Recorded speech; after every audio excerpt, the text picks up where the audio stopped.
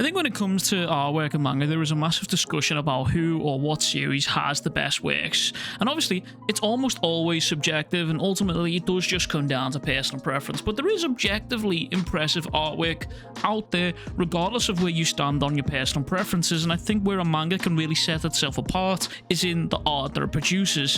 When I typically go to read a manga, I look for the artwork first and see if it's appealing, and then I'm sort of invested into the writing secondary. It's kind of judging a book by a cover. Sure, judge me in the comments if you want, but I guess the legends of the medium, Takehiko Inoue, Kentaro Miura, Yusuke Murata, and many, many more from previous series gone and past, as well as upcoming series that have yet to cement themselves within the industry. But one of those very, very well recognized artists is actually Boichi. Boichi drew Dr. Stone, authored Sunken Rock, and even took part in a One Piece one-shot here that followed Ace in his journeys here. But he recently just dropped a new series, a series which as of the time of this recording only has 2 chapters, and the artwork is phenomenal, and I need to talk about it. Also, Boichi ratioed me on Twitter. I talked about this chapter last week, and he found the tweet and he said thank you, and then that reply ratioed me. So shout out to Boichi, I guess. First time I ever interacted with a manga on Twitter, and he fucking ratioed me. Sometimes you gotta close the door to open a window.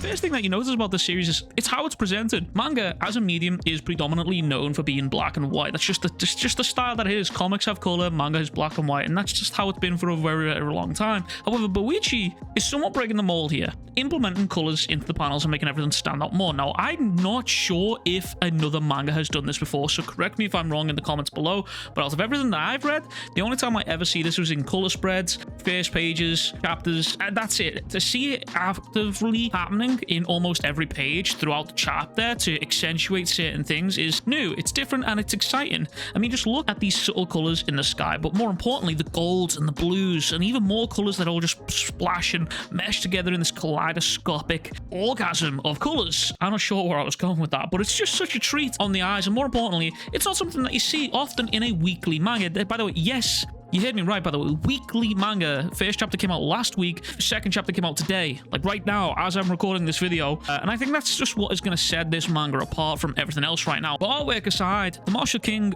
opens up following the story of legendary outlaw M. Godspeed, set inside a Western steampunk-esque world. And it's not a setting that I'm particularly accustomed to or drawn to, but I do like the idea of what Boichi is going for here. And M. Godspeed is ready to hijack a train, but he's also waiting on his son to come and find him. He's waiting for his son to come and kill him, basically. And Jim Godspeed, the son of M. Godspeed, wants to do this so he can join the academy for the Western U.S. Marshal Training Institute and then become a marshal. And the series does something incredibly interesting to me. It hits us with a bait and switch. You see, it sets up this father and son odds dynamic, something that somewhat reminded me of Afro Samurai. I'm not sure why, and I'm sure maybe those feelings will probably become a little bit clearer on later down the line as we get more and more chapters, but it just kind of reminisces, kind of reminds me of Afro Samurai here. But upon setting up this rivalry here, Boichi hits us with a somewhat jarring 2-month time skip here, and upon doing so, he reveals that this fight has actually been and gone, it's happened, and the son won the battle of this father-son dynamic. And 2 months later, we are shown Jim dragging his dad's body through searing heat, and he's dragging his body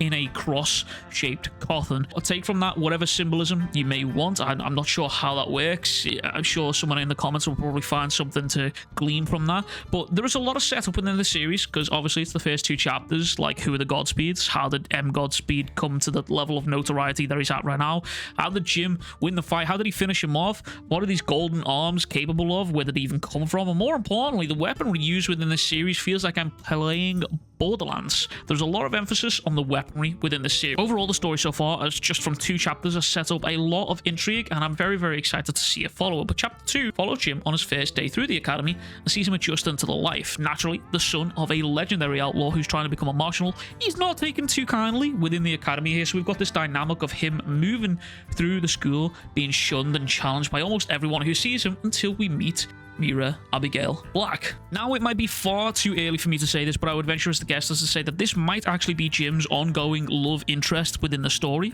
Yeah, that's right, we're getting love interests in this bitch. Yeah. Now, she's the daughter of the great Marshal Sentry Black, which, by the way, is just the coolest fuck name. I can't lie, that shit sounds like a villain from a Judge Dredd comic. But anyways, after defending Jim's honor from the students who are trying to basically harass him and kick him out of the school, she ends up challenging this man to a duel. Now, I typically have haven't read a lot of manga with guns as the primary factor for the quote-unquote power system. I guess you can say the guns are the power system within this here. So if you want to recommend some in the comments below, that'd be much appreciated. But this duel that happens between Jim and Mira just so happens to be some of the most creative gunplay that I think I've seen out of a manga in a hot minute. Now, obviously, they can't kill each other because that's just bad for the health, but they are supposed to shoot targets that stand behind them. The person with the fastest time wins the match. But as the two square off, Jim notices just how pretty Mira actually is, and this throws him off his game, basically, resulting in some hijinks that ends up seeing Jim shooting the target behind him rather than Mira's target, leading to some sort of comedic moment here. It's as if he's flipped his gun out backwards and shot behind him,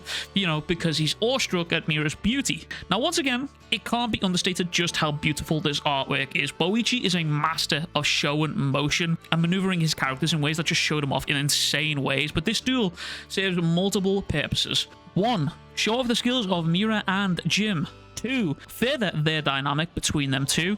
And 3. Further Jim's mystery. A spectator who watched this whole duel go down here noticed how Jim actually had the drop on Mira, and Mira also notices this here. There's a lot going on within this chapter. At the last second, Jim chose to flip his gun and shoot the bullet that followed Mira's bullet in a way that practically shadowed it, thus allowing Mira to win the duel and allowing Jim to keep his skills on the wraps. Why does Jim want to keep his skills on the wraps? Who fucking knows? I don't know. You don't know. Maybe Boichi doesn't even know, but this duel adds to Jim's mystery, and this duel adding to Jim's mystery isn't the only thing that's going on within this chapter, because Boichi officially introduces us to super magnums. If you've heard of a Western magnum, then meet its counterpart, the super magnum, and these magnums are the most noble weapons bestowed upon humanity. Now, I've already got some crackpot theories cooking up in my brain, but the way it's worded here, bestowed upon humanity, it makes it sound as if these guys were either created or actually given to them by some sort of celestial eldritch being. I'm not really sure here, but we already know that Jim actually holds in his possession 2 of these things. He actually holds a pair of these weapons. He will have taken possession of his dad's super magnums, the gladiators, after killing him in the first chapter. Spoiler alert, by the way. I'm gonna guess that you're already spoiled because you're here. You made it this far into the video. Also, if you did make it here this far into the video, like and subscribe. You know what I'm saying? We do manga videos around here. That's what we do. But these weapons seem to scale in power, with the most powerful being the Excalibur, which is a super magnum that sometimes happens to just eradicate continents when it's fired. However, this weapon was actually sealed off in the bowels of the institution with a 400,000-ton steel frame securing it in place, just to make sure that no one else grabs it, because if you fire the thing, you're probably going to destroy your country or yourself with it. But even though it's that powerful, no one wants to touch it because they just basically can't control the power. But Jim Godspeed, he thinks he can, and it's probably to do with those golden arms that his dad had here. Who knows? But overall, within 2 chapters, Boichi has done a wonderful job of setting up the world, setting up the main character, setting up his goals, but also adding mystery to the world. So I hard recommend checking out the series. Only 2 chapters and phenomenal artwork to boot. It's just setting this manga up to be a phenomenal series that I will be watching with great interest. This dude's already authored and authored and drawn some phenomenally well-known and beautiful series here. But anyway, that's it from me. So if you've not already, please be sure to like and subscribe. Consider becoming a channel member or supporting me on Patreon. And as always, I will catch you guys all in the next one. Much fucking love. Big fucking kisses. Peace.